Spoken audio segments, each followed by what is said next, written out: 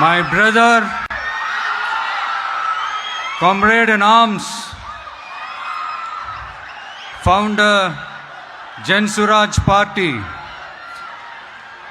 திரு பிரசாந்த் கிஷோர் அவர்கள் இன்னைக்கு நம்மளுடைய இந்த தமிழக வெற்றி கழகத்தினுடைய 2ஆம் ஆண்டு துவக்க விழாவிற்கு சிறப்பு விருந்தினராக கலந்துகிட்டு பேசியது மிக்க மிக்க மகிழ்ச்சி. அவருக்கு என்னுடைய மனமார்ந்த நன்றியை தெரிவிச்சுக்கிறேன். We are an emerging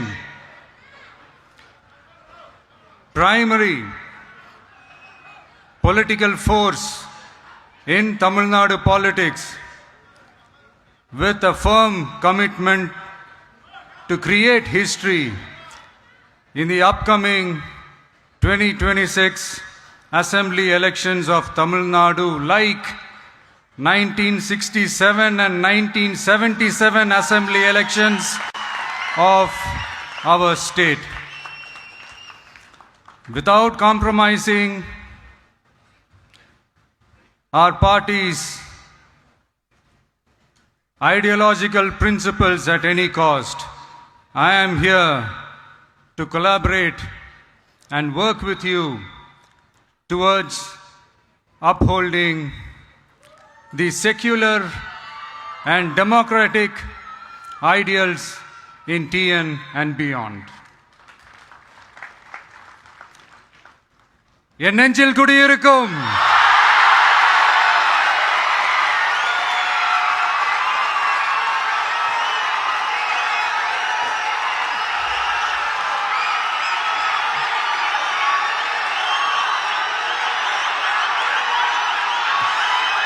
என்னுடைய தோழர்கள், தோழிகள்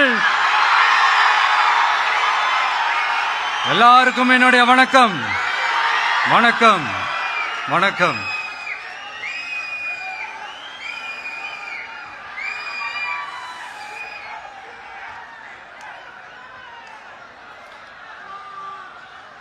இந்த அரசியல்னாலே வேற லெவல் தான்ல.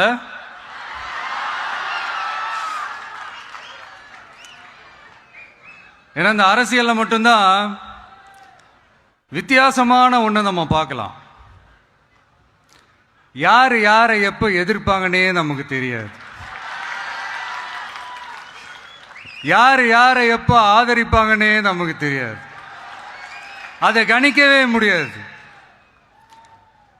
அதனாலதான் இந்த அரசியல்ல மட்டும் முன்னாடியெல்லாம் சொல்லி நம்ம கேள்விப்பட்டிருப்போம், நிரந்தர நண்பனும் நிரந்தர எதிரியும் இல்லைன்னு சொல்லுவாங்க.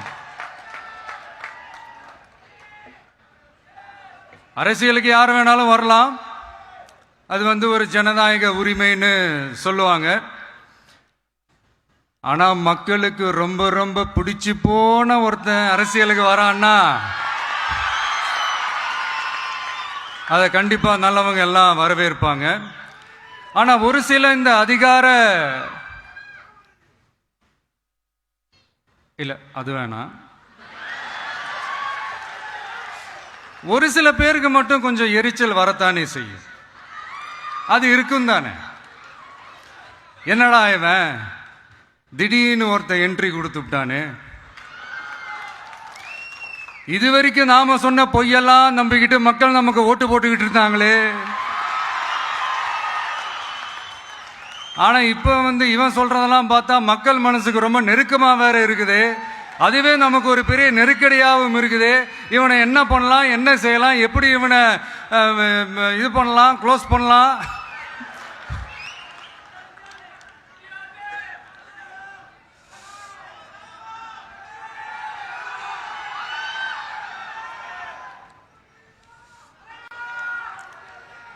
எப்படி இவனை க்ளோஸ் பண்ணலாம், ஒரு கன்ஃபியூஷன் ஒன்று வரும். அந்த கன்ஃபியூஷன்ல கத்துறதா கதறதா என்ன பண்றதுன்னு தெரியாம வர்றவன் போறவெல்லாம் கட்சி ஆரம்பிக்கிறான்னு சொல்லி இப்படி ஏதாவது பேச ஆரம்பிப்பாங்க. இப்போ நம்ம ஆட்சியில் இருக்கிறவங்க நமக்கு எதிராக பேசுறாங்க இல்லையா, அந்த மாதிரி. இப்படிப்பட்ட ஒரு அரசியல் காலத்தில் கொஞ்சம் கூட ஒரு பயம் இல்லாமல், ஒரு பதட்டம் இல்லாமல், வர்ற எதிர்ப்புகள் எல்லாத்தையும் சும்மா லெஃப்ட் ஹேண்டில் டீல் பண்ணிக்கிட்டு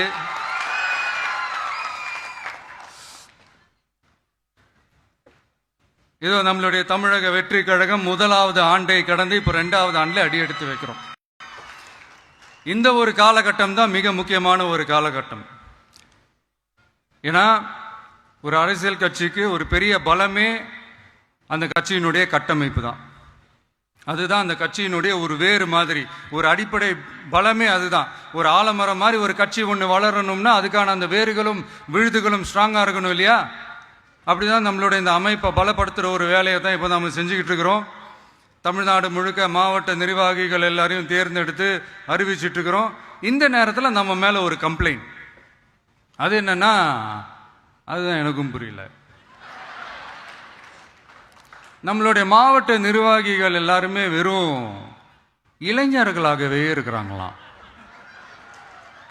ஏன் இருந்தா என்ன?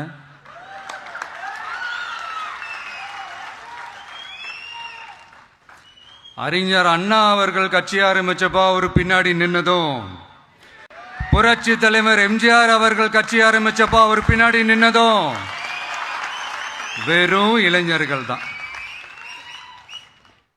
அந்த இளைஞர்களால தான் 1967லயும் 1977லயும் அந்த 2 தேர்தலையுமே ஒரு மிகப்பெரிய ஒரு வெற்றி கிடைச்சது. வரலாறு, அதுதான் வரலாறு.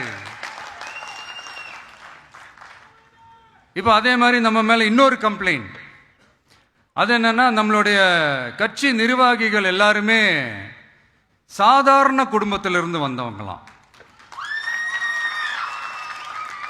அதே தான் இங்கேயும் கேட்கிறேன், ஏன் வரக்கூடாதா?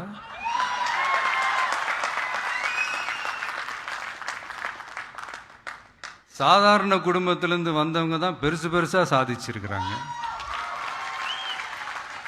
இன்னும் சொல்ல போனா நம்மளுடைய கட்சி எளிய மக்களுக்கான கட்சி தானே. அப்படி இருக்கும்போது நம்மளுடைய கட்சி நிர்வாகிகளும் எளிய குடும்பத்தை சேர்ந்தவங்களா தான் இருப்பாங்க. நம்மளுடைய கட்சி ஒன்றும் பண்ணையாறுகளுக்கான கட்சி கிடையாதுல்ல.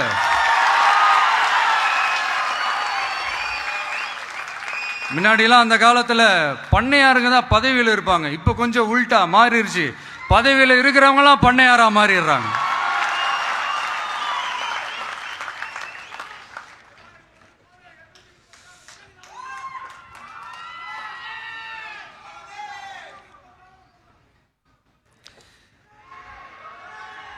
மக்களுடைய நலனை பத்தியோ, நாட்டோட நலனை பத்தியோ, வளர்ச்சிகளை பத்தியோ எதை பத்தியும் கவலைப்படாம பணம் பணம் பணம், எந்தெந்த வழிகளில் எந்தெந்த ரூட்லலாம்,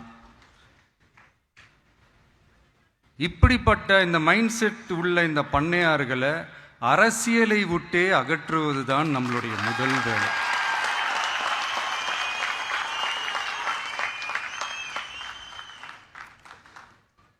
அதை ஜனநாயக முறைப்படி நம்ம செய்யறதுக்கு தான் 2026 தேர்தலை நம்ம சந்திக்க போகிறோம். அந்த தேர்தலை சந்திக்க ரொம்ப ரொம்ப முக்கியமான விஷயம் பூத் லெவல் ஏஜென்ட்ஸ், BLA அப்படின்னு சொல்லுவாங்க. அது ரொம்ப ரொம்ப முக்கியம். ஏன்னா நீங்கள் பார்த்தீங்கன்னா தமிழ்நாட்டில் அந்த பெரிய பெரிய கட்சிகளுக்கு தான் அந்த BLAலாம் ரொம்ப ஸ்ட்ராங்காக இருக்கும்னு சொல்லுவாங்க. ஒரு அப்ராக்சிமேட்டாக ஒரு 69,000 பூத்ஸ் இருக்குது. அது எல்லாத்துக்குமே பூத் ஏஜென்ட்ஸாக நம்மளுடைய கட்சி தோழர்களை தான் நியமிக்க போகிறோம்.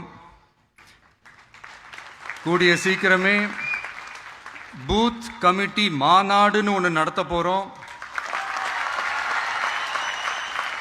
அன்னைக்கு தெரியும் தமிழக வெற்றி கழகம் எந்த ஒரு பெரிய கட்சிக்கும் கொஞ்சம் கூட சளைச்சதில்லைன்னு. அன்னைக்கு தெரியும் தமிழக வெற்றி கழகம் தமிழ்நாட்டில் முதல் சக்தியா, முதன்மை சக்தியா, பவர்ஃபுல்லா இருக்குதுன்னு அன்னைக்கு ப்ரூவ் ஆகும். இப்ப புதுசா ஒரு பிரச்சனை ஒன்று கிளப்பி விட்டுட்டு இருக்கிறாங்க, மும்மொழி கொள்கை.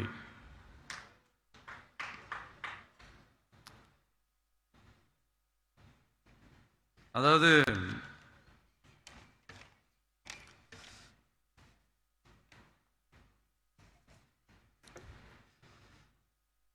இதை இங்க செயல்படுத்தலைன்னா இந்த கல்விக்கான நிதியை நம்மளுடைய மாநில அரசுக்கு கொடுக்க மாட்டாங்களாம். இந்த எல்கேஜி யூகேஜி பசங்க சண்டை போட்டுப்பாங்க தெரியுமா, அந்த மாதிரி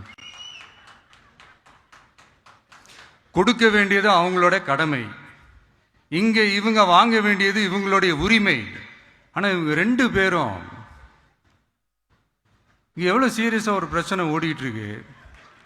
இவங்க 2 பேரும் அதாங்க நம்ம பாசிசமும் நம்ம பாயாசமும், அதான் நம்ம அரசியல் இனிமையும் கொள்கை இனிமையும். 2 பேரும் என்ன பண்றாங்கன்னா 2 பேரும் பேசி வச்சுக்கிட்டு இந்த செட்டிங்லாம் பண்ணி வச்சுக்கிட்டு மாத்தி மாத்தி சோசியல் மீடியாவில் ஹேஷ்டாக் போட்டு விளையாட்டு இருக்கிறாங்க.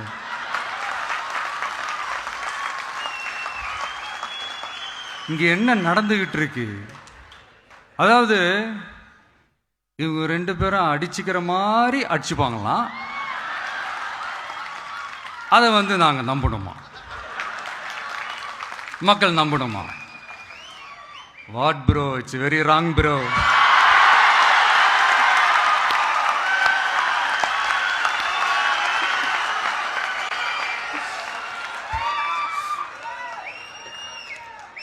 இதுக்கு நடுவில் நம்ம பசங்க உள்ள பூந்து அங்க ஒரு சம்பவம் ஒன்று பண்ணிட்டு டக்குன்னு வெளியே வந்துடுறது.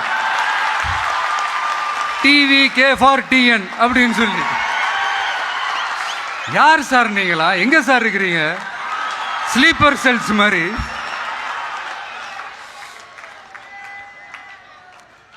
அதனால இதெல்லாம் மக்களுக்கு நாம சொல்லி புரிய வைக்க வேண்டிய அவசியமே கிடையாது. அவங்களுக்கே தெரியும் இதெல்லாம் எவ்வளவு பெரிய ஒரு ஏமாத்து வேலைன்னு. நம்ம ஊரு சுயமரியாதை ஊரு. நாம எல்லாரையும் மதிப்போம், ஆனா சுயமரியாதையை மட்டும் யாருக்காகவும் எதுக்காகவும் விட்டு கொடுக்க மாட்டோம். நாம எல்லா மொழிகளையும் மதிப்போம், அதுல மாற்றுக்கிறதே கிடையாது. தனிப்பட்ட முறையில் யார் வேணாலும் எந்த ஸ்கூல்ல வேணாலும் படிக்கலாங்க. உனக்கு எந்த மொழி வேணுமோ, எப்போ கற்றுக்கணுமோ, உனக்கு எப்போ தோணுதோ கற்றுக்கலாம். அதெல்லாம் அவங்கவுங்களுடைய தனிப்பட்ட ஒரு உரிமை. ஆனால் கூட்டாட்சி தத்துவத்தை மீறி மாநில தன்னாட்சி உரிமைக்கு எதிராக ஒரு மாநில அரசின் மொழி கொள்கையை, கல்வி கொள்கையை கேள்விக்குறியாக்கி வேறு ஒரு மொழியை வலுக்கட்டாயமாக திணிச்சா, அதுவும் அரசியல் ரீதியாக திணிச்சா எப்படி ப்ரோ?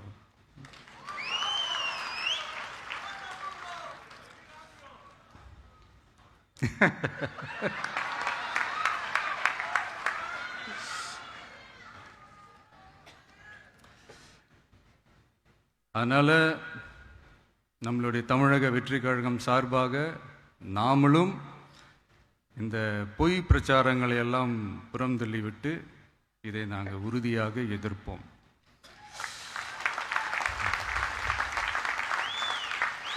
கான்ஃபிடென்ட்டா இருங்க, நல்லதே நடக்கும், வெற்றி நிச்சயம். மீண்டும் சந்திக்கும் வரை நன்றி, வணக்கம்.